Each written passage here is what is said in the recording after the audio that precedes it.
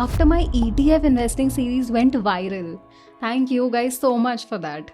I realized that investors have a lot of misconceptions about ETF investing, such as SIP in ETFs is not possible, or ETFs are more expensive than index mutual funds because of hidden costs, or the traded volume of ETFs is low. So in this video, I'll be clarifying 5 big myths around ETF investing. And there's a bonus myth at the end that even seasoned investors get wrong. So stay tuned till the end to find out. A little introduction about myself. I'm CA Vamika from the Wealth Palette, where we invest with clarity and confidence. Before we dive in, do subscribe to the channel and to my free weekly newsletter for actionable investing insights. Link is in the pinned comments and bio. Okay, so the first myth is that SIP in ETFs is difficult to set up. Reality is, apps like Zerodha, Dhan, IND Money and Upstocks have a flow for SIP in ETFs. I personally use Zerodha's Kite, so I know the flow of this app. If you're using Zerodha's broking app Kite, simply add the ETFs in a basket for which you want to set up SIP for. Here I'm creating a basket named Nifty Bees, ETF basket 6th August, and I'm adding 5 quantities of Nifty Bees. After that, I'll be creating a SIP by selecting which basket I want in that SIP and the date. Here I've randomly selected 8th as the date and the time is set for 9:30 am. I've also given this SIP a name, Nifty Bees SIP 8th monthly. That's it, my ETF SIP is ready for 8th of every month at 9:30 am. What I've done at the back end is I've set up a bank mandate which will transfer money on the pre-decided date every month from my bank account to Zerodha. So when my SIP hits, there will be money in the Zerodha app. Second option is to transfer money manually from your bank account to the Zerodha app every month. Post you've set up a bank mandate or transferred money manually, you can see under executed that ETF SIP I had set up earlier got executed on its own and it has complete written on the right. It's that simple and can be easily automated. Second myth is that ETFs have hidden costs like security transaction tax and higher brokerage charges. Reality is ETFs do have additional charges, but it is still cheaper than index mutual funds. I did the detailed math. Assume you do an SIP of 40,000 rupees per month and get the same return of 12% compounded annual return from both your ETF and index mutual funds. Let's also assume your chosen ETF has no tracking error, just for now. So the only difference between returns of ETF and index mutual funds will be because of expense ratios. ETFs trade like normal stocks on the exchange. So there are charges like securities, transaction tax, stamp duty, SEBI charges, NSE or BSE charges, and GST on SEBI and exchange charges. On purchase, these charges add up to 0.02%, and on sale, these charges add up to 0.006%. Apps like Zerodha and Dhan don't charge any brokerage from retail investors, so there is no brokerage cost to be incurred. Detailed charges of purchase and sale of ETFs are on your screens. I've validated it from the broker apps. You can download the detailed charges along with the verified sources from the link in the pinned comment. Let's see how much the 40,000 invested amount would compound to in 15 and 30 years. For ETFs, from 40,000 invested every month, 0.02% will be deducted as charges. That comes to 39,992, which will be invested after deduction of all the charges. Suppose that 0.05%, which is the annual expense ratio of an average ETF, will be deducted from your annual returns. So the compounded rate will be 12% minus 0.05%, which is 11.95%. After 15 years, this 39,992 will compound to 2.01 crores, compounded at 11.95% annually. When you sell your ETFs after 15 years, there will be 0.006% of charges. Let's deduct that also. So the withdrawn amount before capital gain tax will be exactly 2.01 crores. Let's compare this with an index mutual fund which has an expense ratio of 0.2% per annum. 40,000 SIP per month in an index mutual fund would compound to 1 crore 98 lakhs at 11.8%.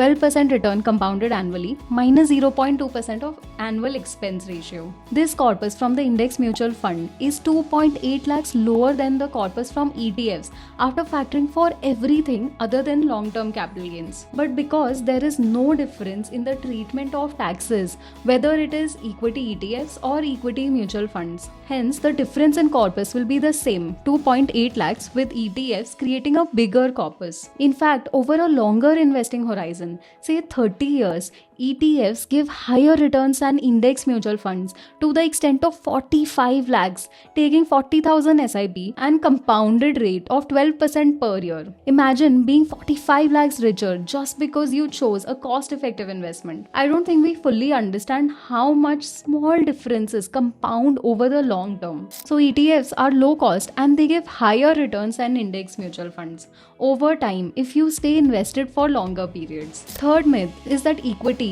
debt and commodity ETFs are taxed the same way. Reality is that all three are taxed differently. Let's look at the tax treatment of equity, debt and commodity ETFs like gold or silver for the long term and short term. All ETFs are long term if you sell them after 1 year, and they are short term if you sell them within 1 year. Let's look at the taxation percentages for each ETF. ETFs are called equity ETFs if they have equity exposure of greater than 65%. If you sell your equity ETFs after 1 year, they are taxed at 12.5% on gains above 1.25 lakhs. If you sell them within 1 year, then the taxation is 20%.